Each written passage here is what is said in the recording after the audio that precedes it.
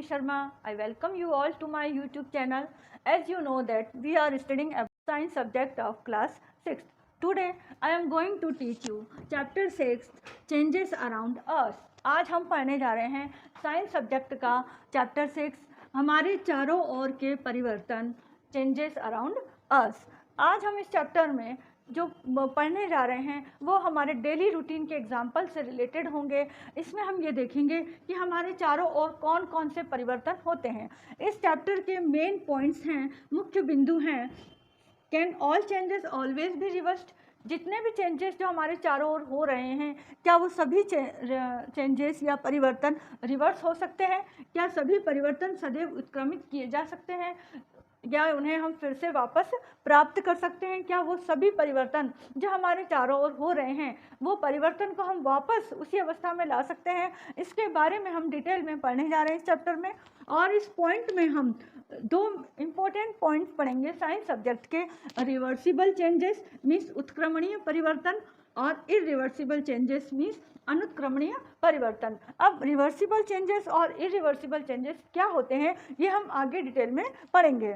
Second point है हमारा, could there be other ways to bring a change, क्या परिवर्तन के अन्य तरीके हो सकते हैं। जो भी हमारे आसपास परिवर्तन हो रहे हैं, जो भी हमारे आसपास चेंजेस हो रहे हैं, क्या वो चेंजेस करने के हम कोई और तरीके भी कर सकते हैं। तो हाँ, उन परिवर्तन को करने के हमारे दो तरीके हो सकते हैं, बाय हीटिंग, किसी चीज़ को गर्म करके हम उसमें परिवर्तन कर सकते हैं, और बाय कूलिंग, किसी चीज़ को हम ठंडा करके उसकी अवस्था में परिवर्तन ला सकते हैं। तो हम किन किन वस्तुओं में गर्म करके उसकी अवस्था में परिवर्तन लाएंगे और किन किन चीज़ों को हम कूलिंग करके या ठंडा करके उनकी अवस्था में परिवर्तन लाएंगे, ये हम इस टॉपिक में डिटेल में पढ़ेंगे। तो अब हम स्टार्ट करते हैं हमारा first point, can all changes always be reversed, क्या सभी परिवर्तन सदैव उत्क्रमित किए जा सकते हैं। ठीक है, आपका चैप्टर स्टार्ट होता है कि आप एक कल्पना करें कि आपके पास एक जादुई शक्ति आ जाए या जादू की कोई छड़ी मिल जाए और उस छड़ी से, उस जादुई शक्ति से आप अचानक एक राजा बन जाए, या अचानक आप एक घर, आपका बादलों के पार एक घर बन जाए, या अचानक आपकी नाक लंबी हो जाए, या कभी ऐसा हो कि आप जादुई शक्ति से पलंग पर लेटे लेटे हवा में उड़ने लग जाएं और ऊपर आसमान की यात्रा करके आएँ, या फिर आपके पास ऐसी कोई जादुई शक्ति हो जिससे आपका पेन और पेंसिल जो भी है, आप जब आंसर लिखें एग्जाम में तो वो अपने आप उत्तर लिखने लग जाए, आपको पढ़ना ना पड़े, आपको याद ना करना पड़े। तो क्या आप ऐसा सोच सकते हो कि ऐसा कोई परिवर्तन हो सकता है आपके जीवन में, कोई शक्ति ऐसी मिल जाए और आपके जीवन में अचानक परिवर्तन हो जाए, ऐसा हो सकता है। तो ऐसा ये तो आपकी कल्पना है कि ऐसा हो सकता है परिवर्तन में, लेकिन आप अपने आसपास क्या वास्तविक परिवर्तन देख रहे हैं, क्या वास्तव में जो परिवर्तन हो रहे हैं क्या वो आपको दिखाई दे रहे हैं अपने आसपास। आप देखो, आपके चारों ओर बहुत सारे परिवर्तन हो रहे हैं। आपने फसलें देखी हुई है, आपके आसपास खेत देखे हुए हैं, उनमें किसान बीज बोता है और थोड़े दिनों बाद उनमें पौधे अंकुरित हो जाते हैं और वो पौधे एक दिन और बड़े हो जाते हैं। तो क्या ये एक परिवर्तन नहीं है। अच्छा, पत्तियां, आप पेड़ का बीज बोते हैं और पेड़ एक दिन बड़ा हो जाता है, ये भी तो एक परिवर्तन है। पेड़ की पत्तियां हरे रंग की होती हैं और वो धीरे धीरे धीरे येलो कलर की हो जाती हैं, पीले कलर की हो जाती हैं, ये भी एक परिवर्तन है। और ये पत्तियां एक दिन अपने आप पेड़ों से झड़कर नीचे गिर जाती हैं, ये भी एक परिवर्तन है। आपने कई सारे परिवर्तन अपने डेली रूटीन में आप देखते हो, जैसे रोज सुबह सूर्य निकलता है और शाम को अस्त हो जाता है, ये भी तो एक परिवर्तन है। रात को चंद्रमा निकलता है, तारे निकलते हैं और सुबह वो खत्म हो जाते हैं, ये भी एक बहुत बड़ा परिवर्तन है। आपने अपने घर में भी कई सारे उदाहरण देखे होंगे, जैसे एक बच्चा आपके घर में पैदा होता है और धीरे धीरे धीरे वो बड़ा हो जाता है और एक दिन बहुत बड़ा हो जाता है, तो ये भी एक बहुत बड़ा परिवर्तन है। पेड़ों का उगना, हवा का चलना, हवा का रुकना, ये सब क्या है, बारिश होना, बादल बनना, ये सब क्या है, एक तरह के परिवर्तन है। कई सारे परिवर्तन आप अपने गार्डन में भी देखते होंगे, जब कभी आप घूमने जाते हो तो सुंदर सुंदर फूल खिलते हैं सुबह और वो बाद में मुरझा जाते हैं। आप देखते हो शाम को फूल नहीं है उस पौधे पर और सुबह फूल खिल जाता है, ये भी एक बहुत बड़ा परिवर्तन है। आपके शरीर में भी कई सारे परिवर्तन होते हैं, आप धीरे धीरे धीरे बड़े होते जाते हो। दूसरा, आपके नाखून हर थोड़े दिनों बाद बढ़ जाते हैं, आपके बाल हर थोड़े दिनों बाद बढ़ जाते हैं, कभी आपको कटवाने भी पड़ते हैं। तो वो बाल जो बढ़ रहे हैं, वो नाखून जो बढ़ रहे हैं, वो भी तो एक बहुत बड़े परिवर्तन परिवर्तन है जो आप अपनी डेली रूटीन की लाइफ में देख रहे हैं। तो इस तरह से बहुत सारे परिवर्तन होते हैं। अब कुछ परिवर्तन आप कुछ गतिविधियों के द्वारा भी कर सकते हो, जैसे कि एक गुब्बारा लो आप और उस गुब्बारे को फुलाओ। वो फुलाने पर वो गुब्बारा जो अभी छोटा सा था वो क्या हो गया, एक बड़ा बन गया। तो ये गुब्बारे में परिवर्तन हुआ, ठीक है ना। यदि आप रोटी बना रहे हैं और रोटी बना के आपने गूंथा हुआ आटा लिया और उस आटे की रोटी बेली, और आपसे सीधी नहीं, गोल तो बेल नहीं सकते आप, तो क्या होगा, आपकी आड़ी टेढ़ी रोटी बनेगी। तो आपको गुस्सा आया और आपने उसको वापस से तोड़ मरोड़ के रख दिया और फिर से गोल बनाने की कोशिश की, फिर उसको रखा, फिर गोल बनाने की कोशिश की। तो इस तरह से आप क्या कर रहे हो, बार बार उस रोटी के उस जो आटा गूंथा हुआ है उसको आप क्या कर रहे हो, रोटी बनाने की कोशिश कर रहे हो और बार बार उसे लोया बना रहे हो, फिर रोटी बना रहे हो। इस तरह से कई सारे हैं उदाहरण हैं जो परिवर्तन आप अपने जीवन में देख रहे हो। कई बार आप स्कूल में क्या करते हो, इंटरवल में कॉपी के पेज फाड़ा और उसका एरोप्लेन बनाया और एरोप्लेन को उड़ा दिया। फिर क्या हुआ, किसी ने देख लिया, किसी ने आपकी कंप्लेंट कर दी, आपकी शिकायत कर दी, तो आपने वो पेपर जो एरोप्लेन बनाया था उसको वापस सीधा किया और कॉपी में रख दिया। अब आप कहोगे नहीं, मेरे पास तो कोई एरोप्लेन नहीं है, मैं तो बना ही नहीं रहा था। तो इस तरह से आपने क्या किया, उसका एरोप्लेन बनाया और एरोप्लेन बनाकर खेल लिए और वापस उसका प्लेन पेपर बना दिया। तो ये भी तो एक परिवर्तन हुआ कि आपने पेपर से एरोप्लेन बनाया, एरोप्लेन से वापस पेपर बना दिया। तो ये बहुत सारे जो आप उदाहरण देख रहे हो अपने जीवन में, ये सब क्या है, परिवर्तन कहलाते हैं।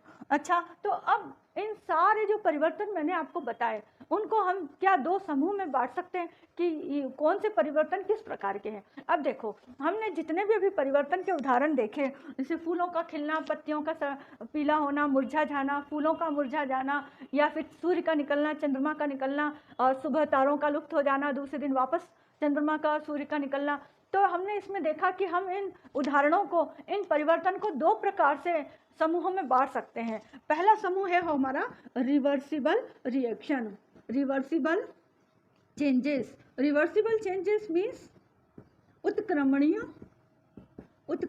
परिवर्तन। उत्क्रमणीय परिवर्तन या रिवर्सिबल चेंजेस, ये वो चेंजेस होते हैं जिन्हें हम वापस प्राप्त कर सकते हैं। जैसे कि आपने एरोप्लेन बनाया था और एरोप्लेन बनाकर आपने वापस, जब आपकी कंप्लेन हो गई कि ये क्लास में एरोप्लेन उड़ा रहा है, तो आपने उस एरोप्लेन को वापस पेपर बना करके अपनी कॉपी में रख लिया।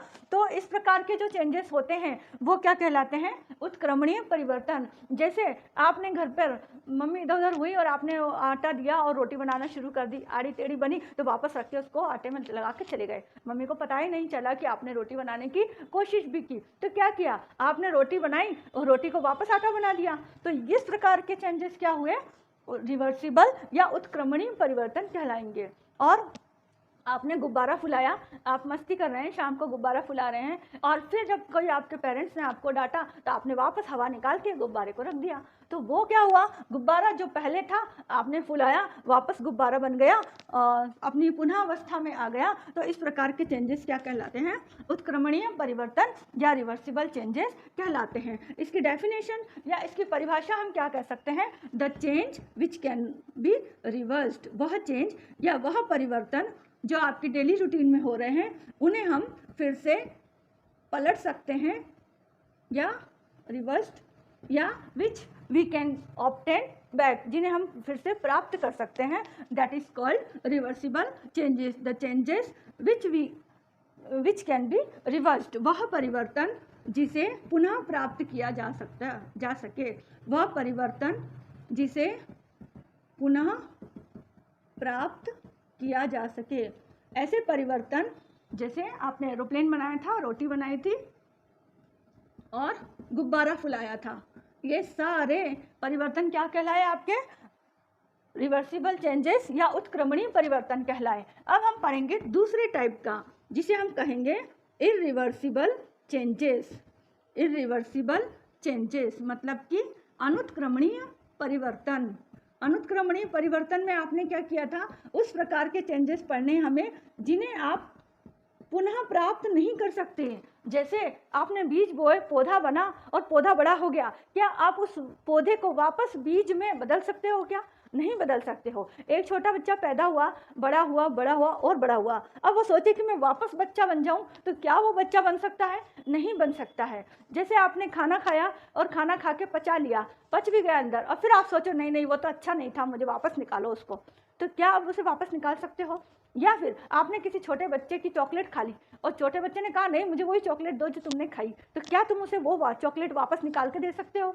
नहीं दे सकते। तो ऐसे परिवर्तन जो फिर से प्राप्त नहीं हो सकते, जैसे एक बार दूध से दही बन जाए तो क्या दही से वापस दूध बन सकता है? नहीं बन सकता है। इस प्रकार के जो चेंजेस होते हैं they are called irreversible changes या अनुत्क्रमणीय परिवर्तन। वह इसकी डेफिनेशन हम क्या कह सकते हैं? द चेंजेस, जस्ट इसकी अपोजिट हो जाएगी, the changes which can not be reverse, which can not be reversed, जिन्हें हम फिर से प्राप्त नहीं कर सकते, और we can not obtain back, जिन्हें हम फिर से पुनः या प्राप्त नहीं कर सकते हैं। वह परिवर्तन जिन्हें हम पुनः प्राप्त नहीं कर सकते they are called irreversible changes, जिसे पुनः प्राप्त नहीं किया जा सके, नहीं किया जा सके। ठीक है, और भी कई सारे उदाहरण हैं, जैसे लोहे में जंग लगना। अब लोहा जो कि हवा और पानी के कॉम्बिनेशन से या रिएक्शन से या अभिक्रिया से लोहे पर एक प्रकार की रिएक्शन हो जाती है, अभिक्रिया हो जाती है, जिसे हम जंग कहते हैं। और जब एक बार लोहे में वो जंग लग जाता है तो फिर से हम उसे लोहा नहीं बना सकते। तो इस प्रकार के जो चेंजेस होते हैं। अच्छा, एक और उदाहरण है, आपने मोमबत्ती जलाई और मोमबत्ती जला करके आपने उसे वापस से मोमबत्ती ला सकते हो क्या? उसे फिर से मोमबत्ती बना सकते हो? जब उसकी एक बार बत्ती जल गई अंदर वाली, तो क्या वो बत्ती आप वापस ला सकते हो? नहीं ला सकते। तो इस प्रकार के चेंजेस क्या कहलाएंगे? अनुत्क्रमणीय। ये हो सकता है कि मोम पिघल जाए और फिर से आप उस मोम से मोमबत्ती बना लो, लेकिन अंदर की जो बत्ती जल गई है एक बार, वो वापस नहीं ला सकते। ठीक है ना? तो इस तरह के जो चेंजेस होते हैं वो क्या कहलाते हैं? Reversible changes and irreversible changes. जो भी परिवर्तन आपके चारों ओर हो रहे हैं, यदि उन परिवर्तन को आप वापस लगा सकते हो, ला सकते हो, तो उन्हें हम रिवर्सिबल चेंजेस कहते हैं। और ऐसे परिवर्तन जिसे आप वापस प्राप्त नहीं कर सकते हो, इस प्रकार के परिवर्तन को हम इरिवर्सिबल चेंजेस या अनुत्क्रमणीय परिवर्तन कहते हैं। आइए हम कुछ एक्टिविटीज़ के द्वारा इन्हें समझेंगे। इस गतिविधि में, इस एक्टिविटी में एक बच्ची गुब्बारा फुला रही है। गुब्बारे का साइज़ अब बड़ा हो गया है, इसके माप में भी चेंज हो गया है, शेप में भी चेंज हो चुका है। इस गुब्बारे को हम पुनः उसी अवस्था में ला सकते हैं जो वो जैसा कि वह पहले था, यदि हम इसकी हवा निकाल दें तो। इस तरह का परिवर्तन उत्क्रमणीय या रिवर्सिबल परिवर्तन कहलाता है। इसमें यही बच्ची एक एरोप्लेन बना रही है, सिंपल पेपर से उसको फोल्ड करके उसने एरोप्लेन बनाया है। यदि इसी पेपर को वह अनफोल्ड कर दे या खोल दे तो वह पुनः एक पेपर का रूप ले लेगा जैसा कि पहले था, जिसे हम क्या कहेंगे? इस परिवर्तन को हम रिवर्सिबल या उत्क्रमणीय परिवर्तन कहते हैं। इसी तरह से गूँथे हुए आटे की बॉल बनाकर उसे बेलन से रोटी का शेप दे सकते हैं, यह एक परिवर्तन है। यदि रोटी का शेप पसंद ना आए तो उसे फिर से बॉल बनाया जा सकता है जिस तरह इसने बनाया है। यह बच्ची पुनः उस रोटी को बेलकर पुनः उसने गोल बॉल बना दी है और फिर से वह रोटी बनाने की कोशिश कर रही है। इस तरह का परिवर्तन जिसमें हम पुनः अवस्था को प्राप्त कर सकते हैं, उसे हम उत्क्रमणीय परिवर्तन या रिवर्सिबल परिवर्तन कहते हैं, जहाँ पर हम उसी अवस्था को फिर से प्राप्त कर लेते हैं जैसा वह पहले था। हम कुछ और परिवर्तन जो हमारे रिवर्सिबल या उत्क्रमणीय परिवर्तन है, इनके कुछ और उदाहरण भी देख सकते हैं। जैसे आप कमरे में आए और आपने लाइट चालू की, तो आप जब चाहे इसे बंद भी कर सकते हो। तो ये भी क्या हुआ? आपका एक उत्क्रमणीय परिवर्तन या रिवर्सिबल चेंजेस है। आपकी इच्छा हुई तो आपने फैन ऑन कर लिया, पंखा चालू कर लिया, और आपकी इच्छा हुई तो आपने फैन को बंद कर दिया। तो ये भी क्या है? एक तरीके से एक रिवर्सिबल चेंजेस है या उत्क्रमणीय परिवर्तन है। तो आप खुद भी अपने आसपास की चीज़ों को देख करके एक लिस्ट बनाएं अपनी कॉपी में कि कौन कौन से परिवर्तन हैं जिन्हें हम रिवर्सिबल चेंजेस में रख सकते हैं और कौन कौन से परिवर्तन हैं जिन्हें हम इरिवर्सिबल या अनुत्क्रमणीय परिवर्तन में रख सकते हैं। जैसे आपकी इच्छा हुई तो गैस चालू कर ली और आपकी इच्छा हुई तो आपने गैस को बंद कर दिया, तो ये कौन से परिवर्तन में जाएगा? उत्क्रमणीय परिवर्तन में या रिवर्सिबल चेंजेस में जाएगा। टर्निंग ऑन गैस बटन है ना, तो और टर्निंग ऑफ गैस बटन, उस गैस बटन को आप टर्न ऑन भी कर सकते हैं और टर्न ऑफ भी कर सकते हो। ठीक है, इसी तरह के स्विचिंग ऑफ फैन और स्विचिंग ऑन फैन आप स्विच ऑन कर सकते हो फैन का और स्विच ऑफ भी कर सकते हो। ऐसे और भी कई उदाहरण हैं, जैसे आप मिट्टी के खिलौने बनाते हैं। गांव में बच्चे अभी भी मिट्टी के खिलौनों से खेलते हैं, वो गांव के खिलौने बनाते हैं। उनकी इच्छा हुई तो उसे वापस मिट्टी बना देते हैं और इच्छा हुई तो उसका कोई खिलौना बना लेते हैं। तो ये भी कौन से परिवर्तन में आएगा? रिवर्सिबल चेंजेस में आएगा, मिट्टी के खिलौने बनाना। अच्छा, इसी तरह से आपने देखा होगा आपके घर में मिट्टी के मटके आते हैं। मटके जो बनते हैं उन्हें कौन बनाता है? कुम्हार बनाता है या पॉटर बनाता है ना। कुम्हार को हम इंग्लिश में क्या कहते हैं? पॉटर। तो पॉटर जो बनाता है वो पॉटर उस मटके को, मिट्टी के मटके को अपने व्हील पर, अपनी चाक पर घुमाता है और वो अपने हाथों से उसका शेप देता जाता है मिट्टी के बर्तनों में, जो भी वो शेप देना चाहता है। जो उससे शेप बिगड़ जाता है तो उसको वापस बिगाड़ के फिर से नया मटका बना लेता है। तो वो चेंज क्या कहलाएगा? रिवर्सिबल या उत्क्रमणीय परिवर्तन कहलाएगा।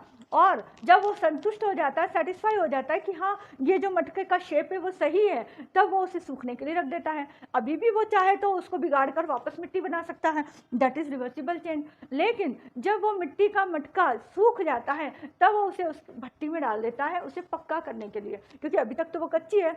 अब उसे पक्का करने के लिए जब वो भट्टी में डाल देता है, पका देता है, तो वहाँ पर पक जाने के बाद अब वो सोचे कि मैं इसे वापस मिट्टी बना दूँ, तो वो नहीं बना सकता, क्योंकि अब वो मिट्टी किस में बदल गई है? मटके में बदल गई है और अब उसमें वो गर्म हो चुकी है, पक्की बन चुकी है। अब वो वापस मिट्टी में नहीं बदलेगा, that is called irreversible change. इस प्रकार के चेंज को हम क्या कहेंगे? इरिवर्सिबल चेंज कहेंगे।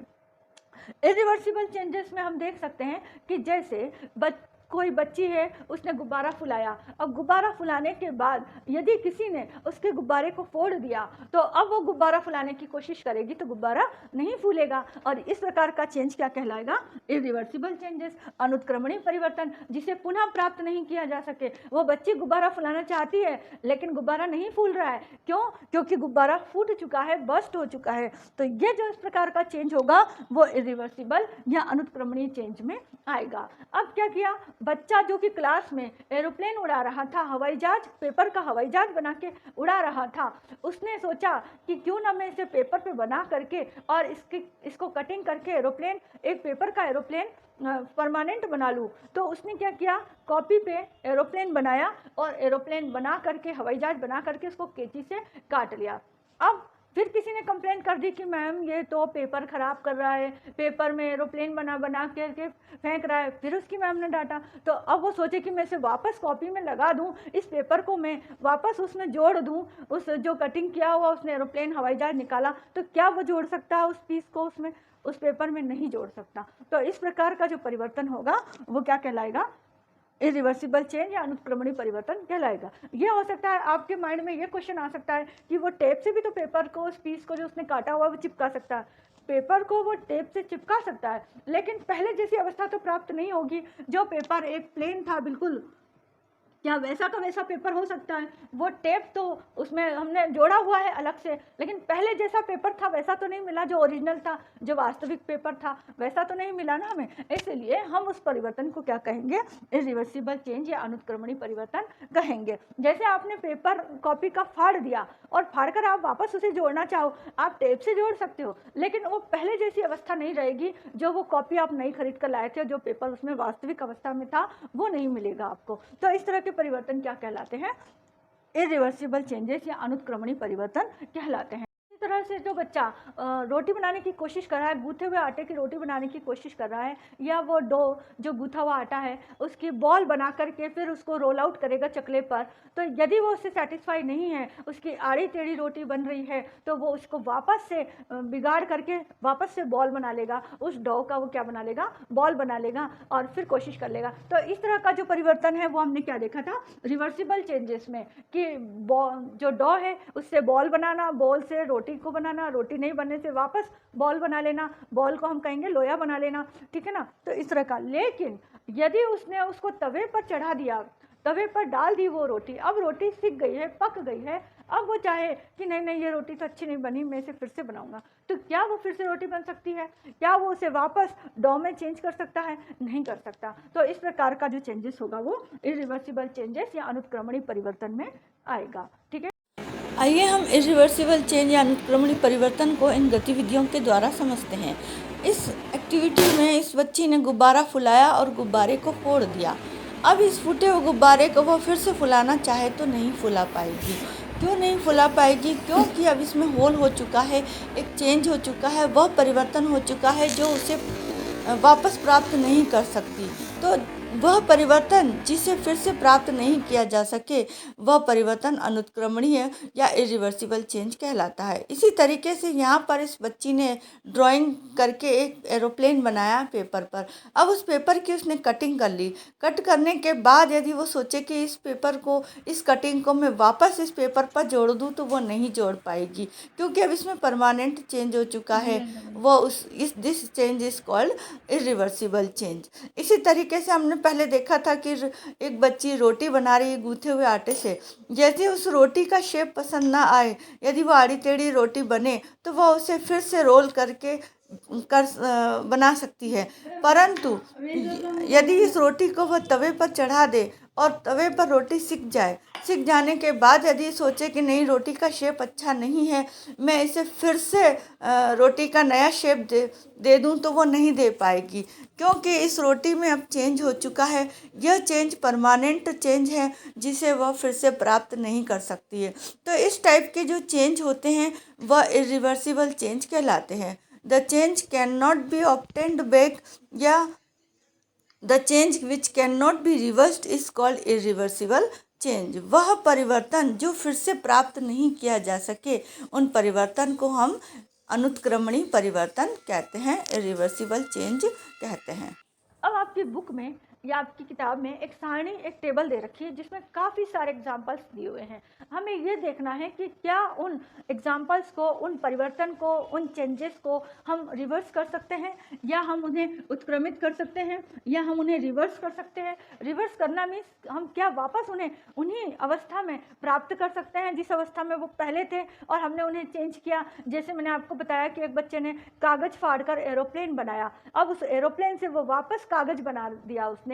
तो हमें यही बहुत सारे एग्जाम्पल्स को चेक करना है कि क्या हम उन्हें फिर से चेंज करके फिर से वही पुनः अवस्था, उनकी जो ओरिजिनल पोजीशन है, उसको हम प्राप्त कर सकते हैं। तो आइए हम देखते हैं आपकी सारणी के कुछ उदाहरण, आपकी टेबल के कुछ उदाहरण। आपकी बुक में ये टेबल, ये सारणी दी हुई है, जिसमें हम देखेंगे कि ये जो परिवर्तन इसमें दिखाई दे रहे हैं, ये परिवर्तन जो चेंजेस इसमें दिए हुए हैं, वो रिवर्स हो सकते हैं या नहीं हो सकते हैं। मीन्स ये वापस अपनी पुनः अवस्था में आ सकते हैं या नहीं आ सकते हैं। इनके उत्तर भी मैंने इन्हीं के ही सामने लिख दिए हैं, जिन्हें हम अब फर्स्ट उदाहरण, इसके पहले उदाहरण से समझने की कोशिश करेंगे। फर्स्ट परिवर्तन है, पहला परिवर्तन है कच्चे अंडे से उबला हुआ अंडा। क्या कच्चे अंडे से एक बार उबल जाए अंडा, तो क्या हम उसे फिर से कच्चा अंडा प्राप्त कर सकते हैं? Raw egg to boiled egg, boiled egg से हम रॉ एग को प्राप्त कर सकते हैं? तो इसका आंसर है नहीं, क्योंकि एक बार जब अंडा उबल जाए तो उससे हम वापस कच्चा अंडा प्राप्त नहीं कर सकते हैं। इसी तरह से गाढ़े घोल से इडली, टू इडली, एक बार घोल से इडली बन जाए और पक जाने के बाद, वो गैस पर पक जाने के बाद, क्या इडली से हम वापस गाढ़ा घोल बना सकते हैं? क्या इडली से हम वापस बैटर में कन्वर्ट कर सकते हैं? तो इसका आंसर है नहीं, मीन्स नो। इसी तरह से गीले कपड़े से सूखे कपड़े, तो क्या गीले कपड़े से सूखा कपड़ा और सूखे कपड़े को हम वापस गीले कपड़े में बदल सकते हैं? Woollen yarn wet cloth to dry cloth, तो हम इसे कर सकते हैं। ऊन के धागे से बुना हुआ sweater, woollen yarn to knitted sweater, ऊन के धागे से हम स्वेटर बुन सकते हैं, तो बुने हुए स्वेटर को हम वापस ऊन के धागे में रोल बना सकते हैं। मीन्स जो नीटेड स्वेटर है उससे हम वापस वूलन यार्न भी प्राप्त कर सकते हैं। अनाज से बनाया गया आटा, ग्रेन टू द फ्लोर, जो एक बार अनाज पिस जाता है, उससे आटा बन जाता है, तो हम उससे वापस अनाज नहीं बना सकते। ठंडे दूध से गर्म दूध, cold milk to hot milk, ठंडे दूध को जब एक बार परिवर्तन करके गर्म किया जा सकता है, तो गर्म दूध को भी वापस ठंडा किया जा सकता है, या हम वापस उस दूध को प्राप्त कर सकते हैं। सीधी डोरी से कुंडलित डोरी, straight string to a coiled string, एक बार डोरी को हमने कुंडलित किया, यह हमने उसमें परिवर्तन किया, अब कुंडलित डोरी को हम वापस सीधी भी आराम से कर सकते हैं, तो इसका उत्तर हाँ ही होगा। आपने देखा होगा कि कली से फूल बनता है, बड टू फ्लावर, तो क्या फ्लावर से वापस बड बना सकते हैं हम?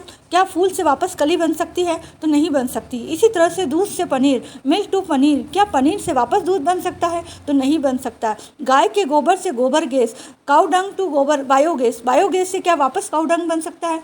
बायोगैस से क्या वापस गोबर बन सकता है? तो नहीं बन सकता है। नीचे रबर बैंड से सामान्य साइज का rubber band, stretched rubber band to its normal size. एक बार रबर को आपने खींच लिया तो वापस आप उसे सामान्य रबर बैंड में परिवर्तित कर सकते हो, क्योंकि उसमें इलास्टिसिटी होती है तो वो वापस अपनी नॉर्मल अवस्था में आ सकता है। तो उसका उत्तर हाँ होगा। जमी हुई आइसक्रीम से पिघली हुई आइसक्रीम, आइसक्रीम को हम जमा भी सकते हैं और मेल्ट भी कर सकते हैं। आइसक्रीम टू मोल्टन आइसक्रीम, हम उसे पिघला भी सकते हैं। तो इसका आंसर हाँ होगा। हम पढ़ेंगे हमारे इस चैप्टर का second point, could there be other ways to bring a change. क्या परिवर्तन करने के अन्य तरीके हो सकते हैं? अभी तक जो हमने परिवर्तन देखा, अभी तक जो हमने नेचर में, हमारे डेली रूटीन में, हमारे घर में, हमारे आसपास जो भी परिवर्तन देखे वो सामान्य थे, नेचुरल थे, प्राकृतिक थे। लेकिन अब जो हम आर्टिफिशियल परिवर्तन करने जा रहे हैं, वो आर्टिफिशियल परिवर्तन दो प्रकार से हो सकते हैं, बाय हीटिंग और बाय कूलिंग। बाय कूलिंग और बाय हीटिंग नेचर में भी होता है, वो हम आगे समझेंगे कैसे। और हम आर्टिफिशियली किसी चीज़ को बनाने के लिए भी क्या कर सकते हैं, परिवर्तन इन दो के द्वारा परिवर्तन कर सकते हैं। जैसे पहला हम लेते हैं बाय हीटिंग। अब बाय हीटिंग परिवर्तन करने के लिए आपने देखा होगा कि कुछ औजार, कुछ किसानों के पास कुछ औजार होते हैं, कुछ टूल्स होते हैं, जैसे कि मिट्टी खोदने के एक कुदाली होती है, और फावड़ा होता है, और कुल्हाड़ी होती है। ये सब आपने देखे हुए हैं। और मकान बनाने में भी जो काम में आते हैं वो भी, उनमें देखा होगा आपने कि अधिकतर जो होते हैं वो धातु के बने हुए होते हैं, लोहे के बने हुए होते हैं, मेटल के बने हुए होते हैं। लेकिन उनको जो पकड़ने का डंडा होता है वो वुडन होता है, लकड़ी का बना हुआ होता है, वुडन हैंडल होता है। वो वुडन हैंडल इसलिए बनाया जाता है ताकि उठाने में वो हमें भारी ना लगे। और उन जो पार्ट हमें काम में लेना है, जिससे हमें मिट्टी खोदनी है या कुल्हाड़ी से हमें पेड़ काटना है, वो तीखा होना चाहिए, वो लोहे का होना चाहिए, वो मजबूत होना चाहिए, इसलिए वो लोहे का बना हुआ होता है ना। जैसे फावड़े से हमें मिट्टी उठानी है, लकड़ी का होगा तो मिट्टी के वजन से टूट जाएगा, इसलिए वो जो नीचे का पार्ट होता है फावड़े का, वो किसका बना हुआ होता है, लोहे का बना हुआ होता है। अब बात यह है कि हमें मेटल प्लस वुड, उस धातु के जो पार्ट है, धातु का जो भाग है, उसमें हमें इस लकड़ी का, इस वुडन हैंडल को जोड़ना होता है, लकड़ी के हैंडल को इस मेटल पे जोड़ना होता है। यदि हमने इस रिंग, ये हमने मान लो जगह छोड़ी है, इस फावड़ा, ये फावड़ा है हमारा, और यहाँ पर हमें वो लकड़ी का हैंडल या वुडन हैंडल या लकड़ी का हत्था यहाँ पर लगाना है, और हमने एक लकड़ी का हत्था यहाँ पर फिट कर दिया, लगा दिया। लेकिन जब हम मिट्टी उठाने जाएंगे तो क्या होगा, वो लकड़ी फिर से निकल जाएगी उसमें से, यदि वो उसमें टाइट न, यदि हमने इस तरह से सिंपली उसमें लगा दिया और जब हम उसे उठाएंगे तो मिट्टी के वजन से वो लकड़ी का हैंडल क्या होगा, निकल जाएगा। तो इसको हमें ऐसा डालना है कि वो बिल्कुल फिक्स हो जाए, उसको कस के पकड़ ले, ताकि जब हम मिट्टी उठाएं या पेड़ काटें या किसान जब अपने काम में ले तो वो हैंडल इससे अलग ना हो। इसके लिए वो क्या करते हैं कि यहाँ मजबूती लाने के लिए उस लकड़ी के हैंडल को इसके अंदर टाइट कसने के लिए इसको जब बनाते हैं, तो बनाने के बाद जो वुडन हैंडल होता है उसकी साइज से थोड़ा छोटा बनाते हैं। ये जो रिंग है जिसमें हमें इस वुडन हैंडल को फिक्स करना है, उसको ये थोड़ा छोटा बनाते हैं। अब छोटा बनाया तो जो हमारे पास हैंडल है लकड़ी का, वो हैंडल, इसका ये जो साइज़ है वो इसके अंदर नहीं जाएगा। अब इसको इसके अंदर कैसे फिक्स करें, तो वो क्या करते हैं, हम जानते हैं कि मेटल जो होता है जब हम उसे गर्म करेंगे तो गर्म करने पर मेटल में एक्सपांशन होता है, फैलाव होता है। यहाँ पर एक टर्म आपको पढ़नी है, एक्सपांशन। एक्सपांशन का मतलब होता है फैलाव। फैलाव मीन्स वो स्लाइटली लार्ज हो जाता है साइज में। जब हम इस मेटल को, ये हमारा मेटल प्लेट है जिसके अंदर हमें क्या करना है, इस वुडन हैंडल को फिक्स करना है। ये वुडन हैंडल है, इस वुडन हैंडल को इसके अंदर फिक्स करना है। अब इसके अंदर फिक्स करने के लिए हमने इस यहाँ पर इस जो होल है, जो रिंग है, इस रिंग की साइज़ को छोटी रखी है इसके साइज़ के कंपैरिजन में, ठीक है ना। अब क्या करेंगे, हम इसको गर्म करेंगे। इसको गर्म करेंगे तो इसमें फैलाव होगा, एक्सपांशन होगा, इस मेटल में, इस लोहे में, इस धातु में फैलाव होगा, एक्सपांशन होगा, वो स्लाइटली बड़ा हो जाएगा, हल्का सा, थोड़ा सा इसका साइज़ बड़ा हो जाएगा, क्योंकि ये धातु है ना, गर्म होने पर क्या हो जाएगी, फैल जाएगी। फैल गई गर्म होने पर, अच्छी गर्म होने पर। फिर हम क्या करेंगे, तुरंत इस हत्थे को हमने यहाँ पर लगा देंगे, ठीक है। ये हमने इस तरह से इसको यहाँ पर लगा दिया। अब फिर हम इस पर क्या करेंगे, ठंडा ठंडा पानी डाल देंगे या इसे ठंडा होने देंगे। ठंडा पानी डालने या ठंडा होने देने पर क्या होगा कि इसमें वापस से कॉन्ट्रैक्शन होगा। कॉन्ट्रैक्शन मीन्स सिकुड़न होगा, कॉन्ट्रैक्शन। कॉन्ट्रैक्शन का मतलब संकुचन।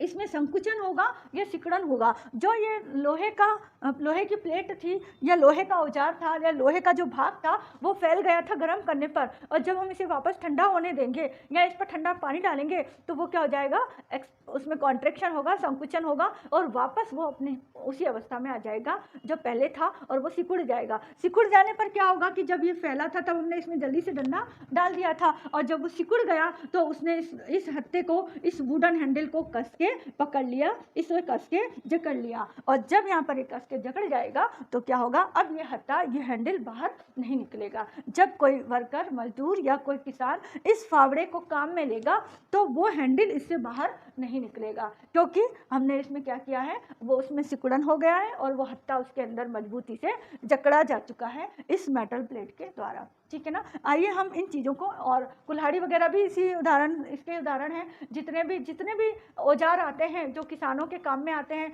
मजदूरों के काम में आते हैं, मकान बनाने के, जिनमें लकड़ी के हैंडल लगे हुए होते हैं, वो सारे औजार इसी मेथड से फिक्स किए जाते हैं। उनको गर्म करके उनके लकड़ी के डंडों को फिक्स किया जाता है। और इसी तरीके से बैलगाड़ी का जो होता है, बैलगाड़ी का जो पहिया होता है, उस पहिए के ऊपर कभी आपको मौका मिले तो आप बैलगाड़ी के पास जाके देखना, उसके पहिए को आप देखना, उस पहिया तो लकड़ी का बना हुआ होता है, लेकिन उसके ऊपर एक धातु की रिम, एक मेटल रिम लगी हुई होती है। वो उसको मजबूती प्रदान करती है, क्योंकि लकड़ी तो टूट सकती है, लेकिन जो उसके ऊपर रिम होगी, जो धातु की रिम होगी, वो उस पहिए को मजबूती प्रदान करेगी, इसलिए वो लगाया जाता है। तो उस पहिए के अंदर, ये पहिया है, लकड़ी का पहिया है, और इस पहिए के अंदर एक धातु की रिम फिक्स की जाती है।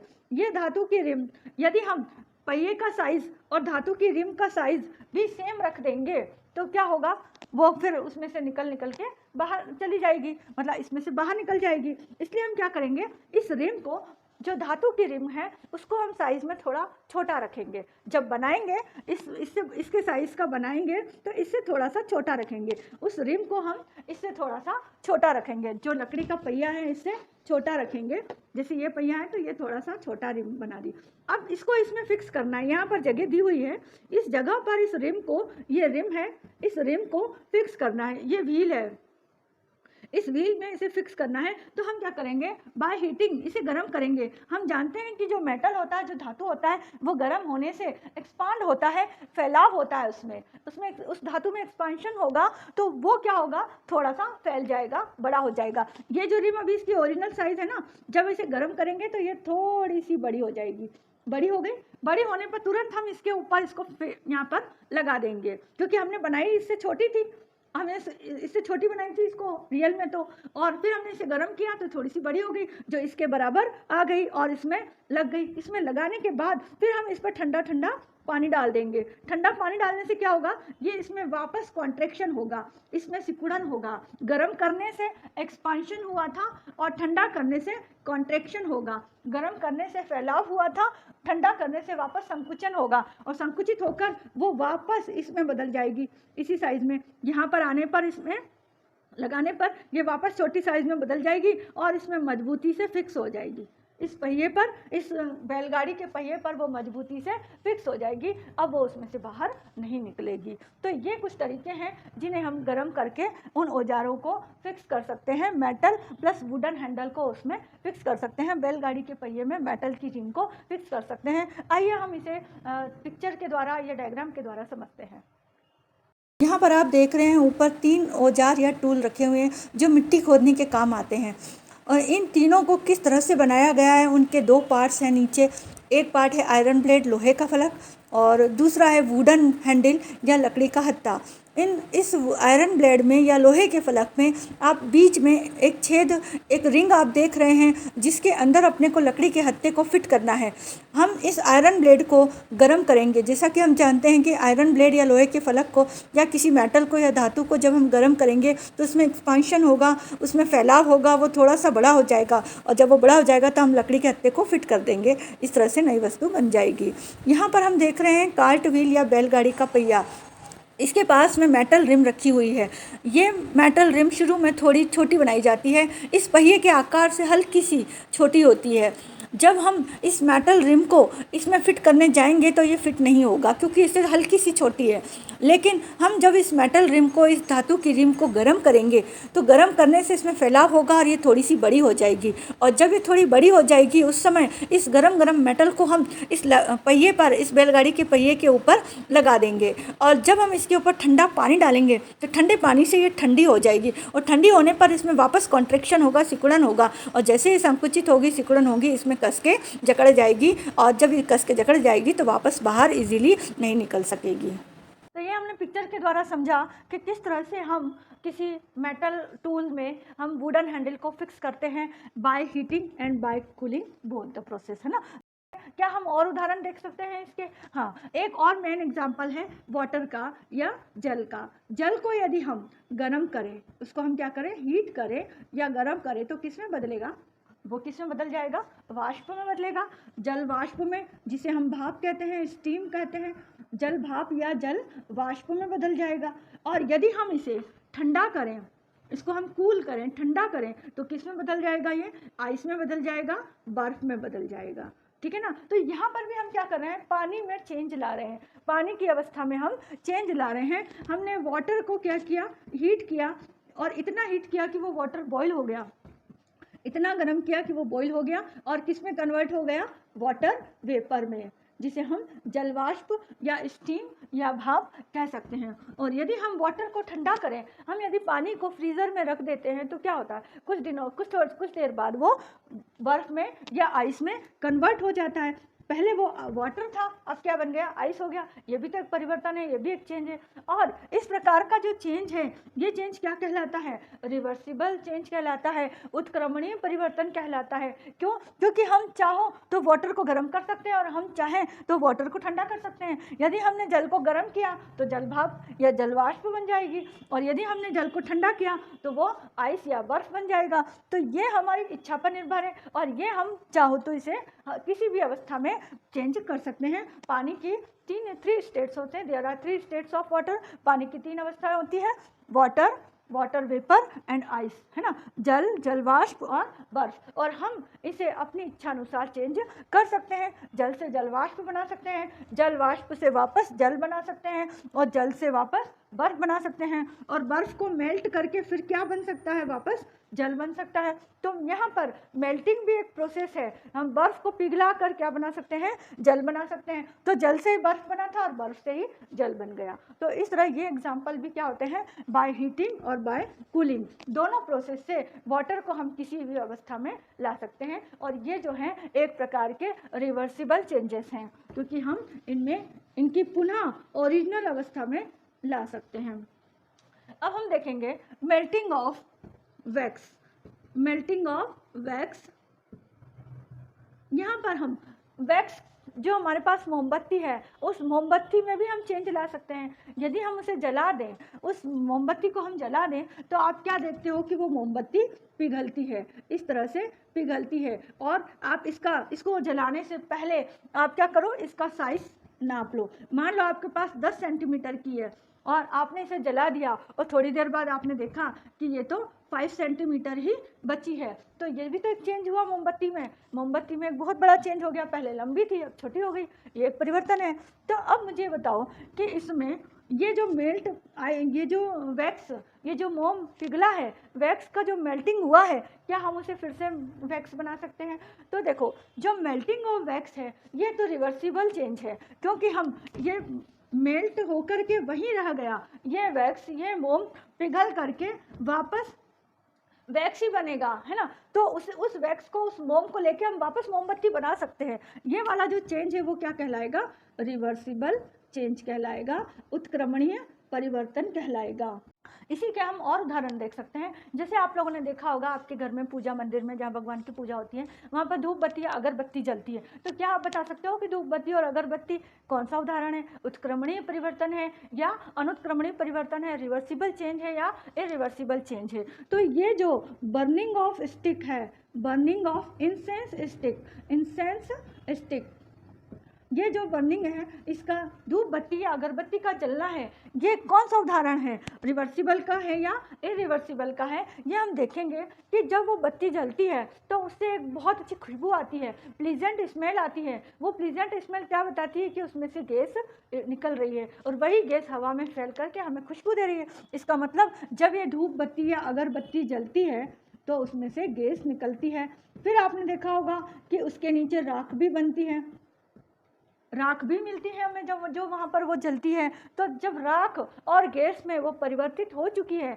चेंज हो चुकी है, तो क्या उस राख और गैस से आप वापस इंसेंस स्टिक या अगरबत्ती या धूप बत्ती बना सकते हैं? नहीं बना सकते। तब आपको क्या करना होगा, ये समझना होगा कि ये किस प्रकार का उदाहरण है, किस प्रकार का परिवर्तन है, और आप आसानी से बता सकते हो दिस इज इरिवर्सिबल रिएक्शन। क्यों इरिवर्सिबल चेंज है? ये इरिवर्सिबल चेंज क्यों है? क्योंकि हम उस गैस से और उस राख से वापस अगरबत्ती और धूप बत्ती प्राप्त नहीं कर सकते हैं। इसलिए कौन सा उदाहरण है? अनुत्क्रमणीय उदाहरण होगा, अनुत्क्रमणीय परिवर्तन होगा। ठीक है ना। अब हम इसी तरह से और देखते हैं कि जैसे हमने दूध है, दूध को हमने थोड़ा सा गर्म किया और उसमें जावन दे करके उसको रख दिया, कुछ देर बाद वो दही में परिवर्तित हो जाएगा, जिसे हम बोलते हैं curdling of milk. Curdling of milk. आप मुझे बताओ कि क्या इस कर्ड से आप वापस मिल्क बना सकते हो? क्या इस दही से आप वापस दूध बना सकते हो? नहीं बना सकते। तो ये जो दही जमना है, ये कौन सा उदाहरण है? ये भी इरिवर्सिबल चेंज का उदाहरण है, अनुत्क्रमणीय परिवर्तन का उदाहरण होगा। ठीक है। अब ये तो आपने देखे जब किसी एक पदार्थ में कोई चेंज हो रहा है, लेकिन यदि हम किसी मिक्सचर में कोई चेंज करना चाहें तो क्या हम कर सकते हैं? और यदि हमने मिक्सचर में जो दो पदार्थ मिले हुए हैं, उन पदार्थों को यदि हम वापस उसी अवस्था में लाना चाहें तो क्या हम ला सकते हैं? हमने लास्ट चैप्टर में, चैप्टर 5 में सेपरेशन ऑफ सब्सटेंसेस पढ़ा हुआ है, जिसमें हमने मिक्सचर के बारे में पढ़ा था कि मिक्सचर में 2 या 3 कंपोनेंट्स होते हैं और उन कंपोनेंट्स को अलग करने की हमने मेथड्स पढ़ी थी। तो उसी मिक्सचर में हम एग्जाम्पल लेते हैं। मान लो ये कोई मिश्रण है। अब मिश्रण कौन कौन से हो सकते हैं? जैसे चाय। अब चाय बना ली आपने, वो एक मिश्रण है। क्यों मिश्रण है? क्योंकि दूध, चाय पत्ती, शक्कर और अदरक जो भी आप डालना चाह रहे हो, चाय का मसाला वगैरह, वो सब डालने के बाद आप चाहो कि मैं इसमें से दूध वापस अलग कर लूँ, तो क्या आप दूध ले सकते हो वापस उसमें से? नहीं ले सकते। तो चाय जो है, टी जो है, वो ऐसा मिश्रण है जिनमें से हम उनके पदार्थों को, उन कंपोनेंट्स को वापस प्राप्त नहीं कर सकते हैं। इसलिए ये वाला जो परिवर्तन है, ये कौन सा परिवर्तन कहलाएगा? इरिवर्सिबल परिवर्तन कहलाएगा। ठीक है। इरिवर्सिबल चेंज या उत्क्रमणीय परिवर्तन कहलाएगा, लेकिन अनुत्क्रमणीय परिवर्तन कहलाएगा। इरिवर्सिबल चेंज या अनुत्क्रमणीय परिवर्तन। लेकिन मान लो आपने एक मिश्रण बनाया, वाटर प्लस सॉल्ट या वाटर प्लस शुगर, जल प्लस नमक, इसका आपने एक मिश्रण बनाया और आपने इसको अच्छी तरह से हिला करके पूरे नमक को उस पानी में डिसॉल्व कर दिया, घोल दिया। अब आपको कहा जाए कि बताओ इस मिश्रण में से हम सॉल्ट को और वाटर को अलग कर सकते हैं? जैसे हमने चाय में से दूध, पानी, इनको अलग नहीं कर पाए थे, हम चाय पत्ती को इनको अलग नहीं कर पाए थे, तो हमने कहा अनुत्क्रमणीय परिवर्तन है ये। तो क्या हम इस मिश्रण में से इस सॉल्ट को और इस नमक को अलग कर सकते हैं? आपको ध्यान हो, यदि आपने लास्ट चैप्टर, मेरा लास्ट वीडियो अच्छी तरह देखा हो, तो आपको पता चलेगा कि हम इस मिश्रण में से नमक को अलग कर सकते हैं और वाटर को भी अलग कर सकते हैं। और इस प्रकार का जो परिवर्तन होगा वो रिवर्सिबल परिवर्तन कहलाएगा, रिवर्सिबल चेंज कहलाएगा, उत्क्रमणीय परिवर्तन कहलाएगा। ये आप कैसे कर सकते हैं? मैं आपको बता चुकी हूँ पहले कि जल प्लस नमक को, जब हमने नमक को उसमें डिसॉल्व कर लिया है, तो उसे या तो उस वाटर को आप छत पर छोड़ दें, तो धूप में, सनलाइट की प्रेजेंस में वाटर सारा इवोपरेट हो जाएगा और जो सॉल्ट के पार्टिकल्स आपको उस कंटेनर में नीचे बॉटम पर बैठे हुए दिखाई दे जाएंगे। तो वहाँ पर ये क्या हो सकता है? इसमें से, जल में से नमक अलग हो सकता है।